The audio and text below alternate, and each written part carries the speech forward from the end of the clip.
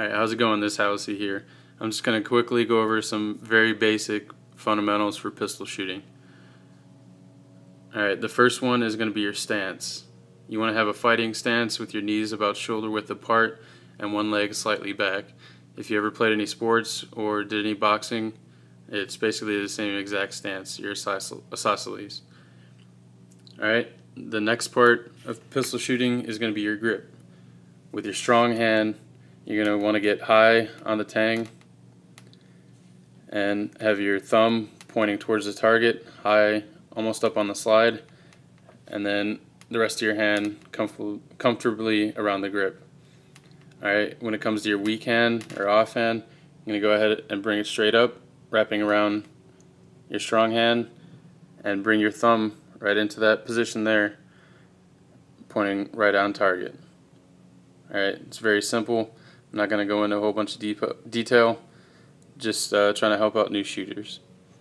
Alright, the next thing that you're going to be focusing on is your sight picture. Alright, generally most pistols are set up to shoot point of aim, point of impact. Basically that means that you're going to be, whatever your target is, you're going to be cutting it in half. Alright, so if you go from your target halfway through it, back to your front sight post, and then back to your rear sight post, you're going to be creating an even plane between your rear and front sight posts.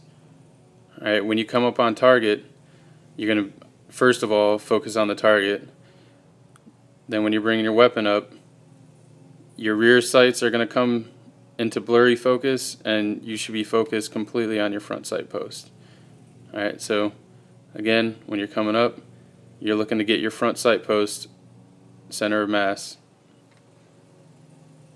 Alright, so to simplify, you're cutting your target in half with your front sight post. Your target is going to become blurry and your rear sight posts are going to become blurry. Your front sight post is what's important, and that's what you're going to be focusing on. Alright, next thing is going to be your trigger press. Alright, the theory behind your trigger press is that you want to pull the trigger straight back as smoothly as possible. You don't want to cause your muzzle to drop or pull to the side as you're pulling the trigger.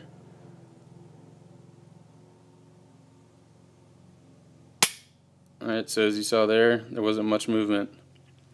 The key to that is using the pad of your finger, maybe even back to the first notch, to pull directly back on your trigger. You don't want to be pulling off to the side.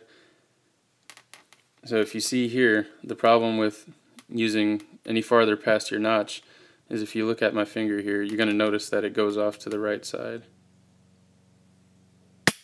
when I pull that trigger. It's a slight difference, but it's going to throw your rounds off. Now if you see, I'm going to use just the pad of my finger. Alright, doesn't move much. Again, even, slow pressure to the rear.